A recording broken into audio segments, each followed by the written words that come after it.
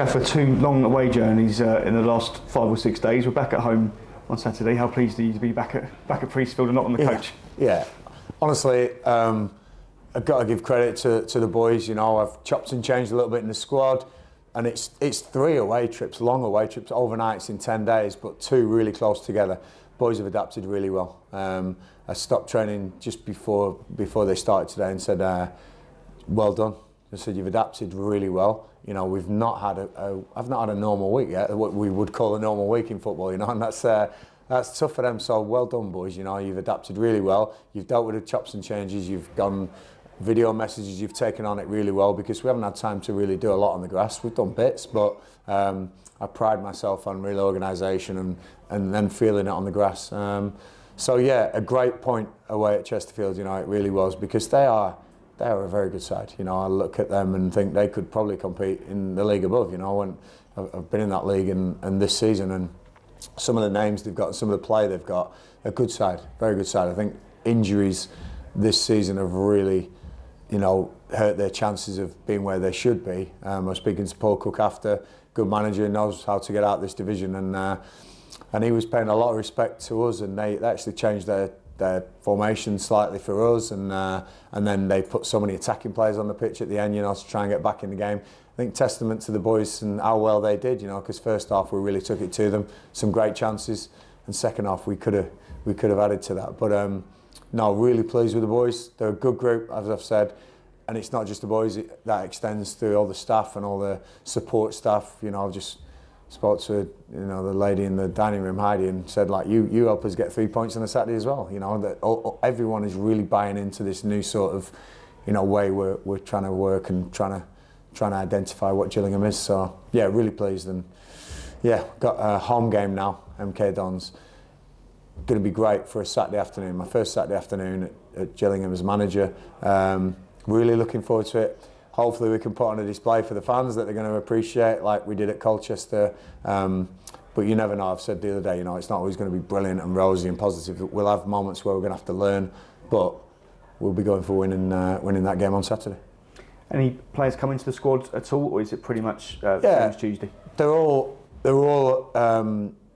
available. I think Josh Andrews probably just slightly away from it, but everyone else has really been training well. You know, Josh has been out for a while, and getting him back in, easing him back in, and making sure there's no, you know, reoccurrences of anything would be important for him. But everyone else is in and around it, you know. And you know, Bradley had a week out with a knock, and Ethan's come back, you know, looking fit. So yeah, really pleased. You know, it's you know, getting used to all the names in that first 3 or 4 days, but now I know them, and I've looked into, you know, a lot of their histories and where they've been, what they've done, and this season especially, you know, learning a lot about my players every day, and it has been a whirlwind, Phil, a real whirlwind. You know, this first 2 weeks, you know, it's 2 weeks today, I think, isn't it? So it feels like 2 months today, it really does. But really pleased with where we are, and more pleased with where we're going to go, because I can feel it and I can see, you know, the plan I want to put in place here. Lovely. Gaffer, thank you. Matt, what yours? You mentioned 3 names there. I mean, you've got a big squad already. Do you scratch your head a bit sometimes thinking, Ethan Cole could fit into the midfield, attacking midfield, and Josh Anderson? Yeah, of course, you know, and you know, some managers would love that and some would hate it, and I'm somewhere in the middle. I don't like too many out the squad. You know, I know I played football, and you live for that day, and if you can't start, then the next best thing is being someone having a chance of coming on or being involved in around the changing rooms.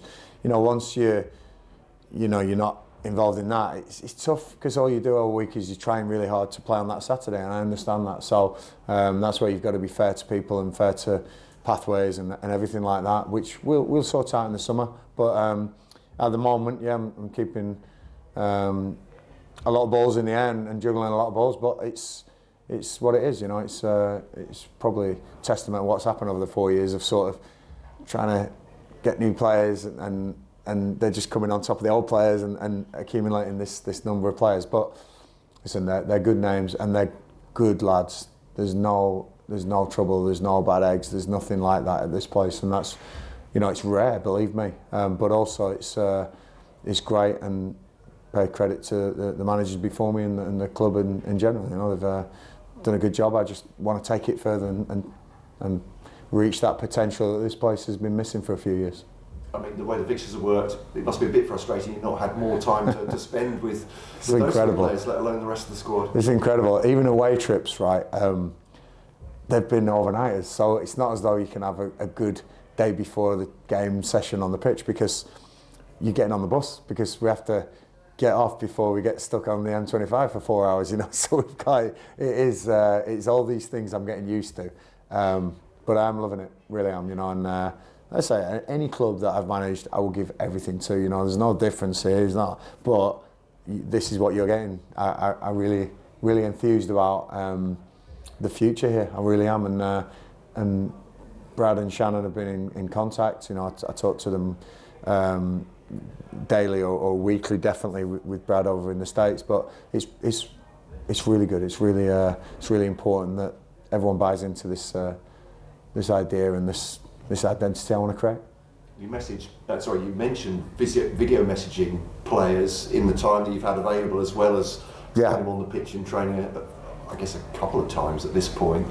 How impressed have you been with them? I suppose the way they've taken things on board, and what does that tell you about this squad? I mean, we've played players in different positions and slight tweaks to, you know, you can almost say that Sam Gale has played at right back a couple of times, and then we've morphed from this 3 to this 4, and it's been really exciting to see, you know, how intelligent the boys are. I think it's the modern game, and I think that, you know, in my day, you probably needed to train it and then listen to it, and then the last thing was the video that you'd see it. But I think nowadays the modern players changed. I think with all the social media, and they're always on their phones, and, you know, my kids were brought up on screens and things. So I think that's the way to do it, you know. And we still want to do it out on the pitch. We still want them to feel it and do it and get it right. But then we often video that and then show them the next day what they could have done better. So it is the modern player nowadays, but I've been very impressed, because there's a few things that I've asked them to and thinking, are they going to get that? They really have got that, you know. And Chesterfield, like I said the other night, they put on so many attacking players. They pushed so many players onto our back line, thinking we need to get a goal here against Gillingham. That was a real compliment to us, you know. I think we could have scored on the counter. I think we could have been better at that, but we soaked plenty up, and it was a shame we conceded that goal, because that would have been a great scalp away there, because I think they're a very good team, and over time Paul Cook has got his identity, he's got what he wants to do. I hope to be there in a few years here. With 5 games to go this season, I mean, I hate to say it, but time's running out a bit for you, I guess, as well, as to make judgments, and big judgments for the summer and beyond. Yeah, listen, and you don't always get them right in football and Football Manager. We were talking about this earlier to Andy Hessenthal, you know. You get some wrong, that's the game, but you don't get a lot wrong. You get more right than you get wrong, and that's what I've got to do. You know, I've had bad signings in the past, or kept players that I shouldn't have, and things like that. And you make mistakes like that, but I think over time you make less and less of those mistakes, and then you end up, you know, you still have to take risks on things, and but I will try and do my best for the club, do my best for the boys as well, and see where we end up in the summer. But yeah, 5 games to go. Everybody is still fighting to show me what they can do, to show Gillingham what they can do, and you know what, to be a professional footballer and enjoy your job and come in every day, and what a buzz on a Saturday to go out and play in front of a crowd. You know, let's get back to the real, you know, beauty of the game, and that's important to me as well. You know, that they enjoy themselves, and they come in buzzing, belong to Gillingham, and want to do the best for Gillingham, because it's not me they're playing for, it's each other and the fans and the club, and that's where we want to get. Have 1 or 2 pleasantly surprised you, in that you might have thought, from looking from afar, not sure about that player, come here and thought, wait a minute? Do you know, I didn't do the thing where I looked at the squad and thought, not sure about him. I came in with a total clean slate with Richard Dobson, and often I'll pull him for a little private meeting, because everyone else has got an opinion, because they've been with these players for long, and I'm like, right, me and you, what do we think of this? And we've been here 2 weeks, and what do we think of this? And that's really important, I think, to give everyone a fair slot and a fair chance, you know. So no preconceived ideas. People who don't meet will probably have a preconceived idea about me. It might be wrong, you know. They'll say, oh, just jumps up and down or something, you know, and don't see the you know, people, there's managers that people have these ideas about that when you actually meet them, they're genuinely good guys, you know, but they have this reputation or whatever, and so I don't try and do that. It's always, PSA for me is small talk, you know. I prefer getting in there and going, right, how I meet somebody and how I take somebody's, that's how they are, not what somebody says about them. So it's been great. So there has been some surprises over the 2 weeks. On day one, people were maybe in their shell and they've come out, and I mean, the boys are a good group. They really are a good group. They're buzzing, and I can feel the vibe around the place, and that's what I want to do, because I want to enjoy work as well, and they're certainly making me do that. I think you talked about, you know, the incremental growth that you've seen and players taking things on board. You talked about it on Tuesday, but still it's draws, isn't it, rather than wins, and everyone loves to win a game of football. I know. How much would that mean to you? Yeah, give me a chance. No, honestly, I understand. Yeah, people want to win games, and that's what it's about. And but I will say, I think that the results next season will be more important than the ones now, when I'm chopping and changing a little bit and trying to get these processes in place that people aren't used to, so I can accept mistakes here and there. But listen, I'm a football manager. I want to win games, of course. I want to win at anything I ever do, you know, and one of the most competitive people you'll ever meet. But we will still do it right, and try and get these processes put in place. And like I say, I think it's been great that the club were prepared to, you know, put down the gauntlet and go, we want Gareth and Richard in before the end of the season, because we want them to. I think it was a great plan to look at the squad and find out, and you know, they came for us big and they came for us strong, and that was great. You know, I thought, you know, that's good. They got a plan for next season. They got a plan for the season after, and I get to have a look, just a sneak preview, you know, which not a lot of managers get. They usually come in the summer and it's like pre-season, here you go, this is your team, and you need 2 or 3 weeks to work them out. I'm getting that now, and I'm looking forward to pre-season, definitely, and what we can do next season. But yeah, still got plenty of information to take in now within the next 5 games. And the opposition on Saturday, I suppose, a bit like the Gills, much more expected of them at the start of the Absolutely, season. yeah. Make of your opponents. Absolutely, you know, and chopping and changing the managers, you know, they have a style that they've tried to play, and that's been tweaked a few times.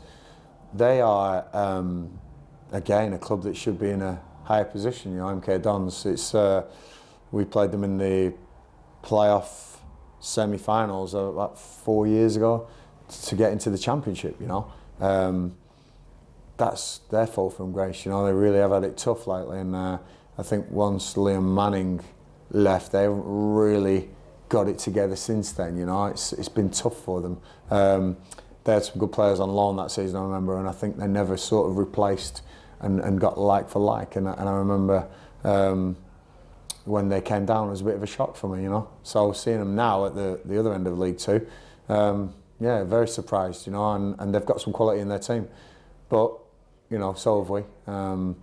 They'll be coming here. They've been, last couple of games, they've lost quite heavily as well. So I'm sure they're not going to be open and saying, come and score against us. They're going to be solid. We're going to have to work for this one. And yeah, they're going to do what they do. But hopefully my boys can turn up and play some of the stuff we played last week on the pitch, because I thought it was sensational. And you know, the fans on a Saturday afternoon, hopefully the sun will be shining.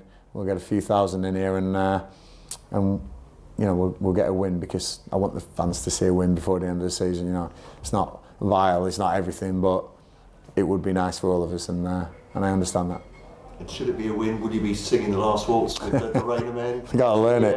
I gotta learn it first. I'm a rock and roll guy, you know. So I'll definitely have to learn that one. But they don't need me, because the way they sing it is brilliant, you know. And I think it's special to have a song like that. Not many clubs do, you know. You go to your bigger clubs, your Sheffield Wednesdays, I remember they've got theirs before the game, and Leeds obviously have a big song. So for someone like Gillingham to have that and be their song before the game, I'm loving it. I will, and I will learn the words, and I will embrace it. But I've had bigger things to do so far. It will be big for some people, I know, so I will learn it. But it's brilliant to have that song, and before, after the game, whenever, as long as we've won, I'll be happy. Thank you. mentioned Ethan Coleman and the battles he's had with fitness this year. How frustrated are you for him? Yeah, very frustrated. I was a player that had an injury history at the peak of my career. I went to the Premier League and never fulfilled my potential because I was a year out with a pelvic injury syndrome that now they can diagnose in a couple of weeks, and it took me a year nearly to get over mine, hernias and everything. So I've been there, so I know how frustrated it can be, and I will never ever look at a player thinking, any chance, never ever. They'll be ready when they're ready, and it's part of football, but I know mentally that can be really tough for the players, so I try and speak to the injured players just as much as the players who are starting, even more sometimes, because the ones who are starting, they're fine. They're in a good place. The ones who are injured, the ones who are out of the squad, it's really important. You've got to keep talking to them. So Ethan's back. He's doing well on the training pitch, and yeah, we may see him towards the end of the season. We'll see it. I guess in some respects, coming in now as you have done, the players that are playing, you've had a chance to look at. The players like Ethan, possibly Josh Andrews, if they're still around next season, they will be effective in your players. Yeah, that is a great way of looking at it, because they're both obviously contracted, and you've got to get the best out of the players that are here. Definitely, that's a skill of a manager. I think my skill is one of my biggest skills, apart from talking and all the stuff that people think isn't important. I pride that stuff is also getting the best out of what you've got, because every manager would love to go into a club and go, right, I'll sign 23 new players brand new and they're all my picks. You just don't do that in football. You've got to adapt as well, and you've got to go in there and make the best of what you've got, and maybe telling these players they can do things that they haven't thought about, or using them in a way which they haven't been used in before, and they have a new lease of life, and I think that's a skill of mine, is making the best of what we have in the best possible way. I'm not saying we haven't got a lot. We've got loads in this dressing room. It's just finding the way to get the best out of them now. Actually leads me to my next question about the level of adaptability that you've got in this squad. Yeah. I know when you first came in, you said you were going to take your time and look at every back piece of paper. Has it surprised you? Yeah, definitely. Yeah, the players are adaptable. We've got multi-positional players as well, which is important, and with a small squad next year, which I want to trim down, we're going to need players who can play in various positions and take on various jobs, So, but we have different ways of playing. We definitely have, when you look at someone like Ollie Hawkins to, you Elliot Neville, they're pretty different players, you know what I mean? So we have styles that we can change, and a lot of teams can't do that, and I've got players, like I say, Sam Gale, fantastic centre half, and now he's going, can be a magnificent right back as well, and he can, and so really, we've played this 10 position that breaks wide, and I think Jade and Aaron have done great in those positions as well. So yeah, Johnny Williams, people haven't seen him playing that midfield role that he has done for me. So the adaptability for the boys, yeah, as I said at the start of the interview, they've taken on loads, and they've really impressed me on some of the things they've done. So yeah, I'm really looking forward to working with them going forward. And also, I guess when someone like Paul Cook turns around to you and says he's impressed with your team, it's nice. I was going to say, that must please you as well. Yeah, and me and Cookie go back a long time, We're both lucky enough to have managed in the Championship and had promotions on our CVs and know what it takes to do that. But there's a mutual respect from both of us, and when he says that about my team, he says, I know, you'll be organised, they'll be working hard, they'll never give up. That to me is absolute gold dust, That's when a manager like Paul Cook, he must be 600 plus games and management 700 maybe. When he goes, your teams do this, that's like, yeah, and I'm proud of that. And we're hard to beat. People are saying we're hard to beat at the moment. Good. I want to be a manager who's hard to beat. I don't want to be a manager who's easy to beat. That's a big positive for me. So just as we say now, can we get goals at the other end? And Elliot getting 2 goals in 2 games, I think is a real plus, a big positive sign as well. So hopefully we can add to that on Saturday. You've done that in 2 weeks. Yeah, no, it's like, listen, it's not cracked by any means. I feel the vibe, I feel the positivity, but there's a long way to go, and So we're at the start of this journey, and I want to make sure that at the end of this journey, whenever that may be, whenever people will judge us at the end of this journey, it's a hell of a lot better than where the start was, because 19th in League Two, you know, it wasn't good enough for me, not good enough for Gillingham Football Club. Thank you. Cheers. Thank you.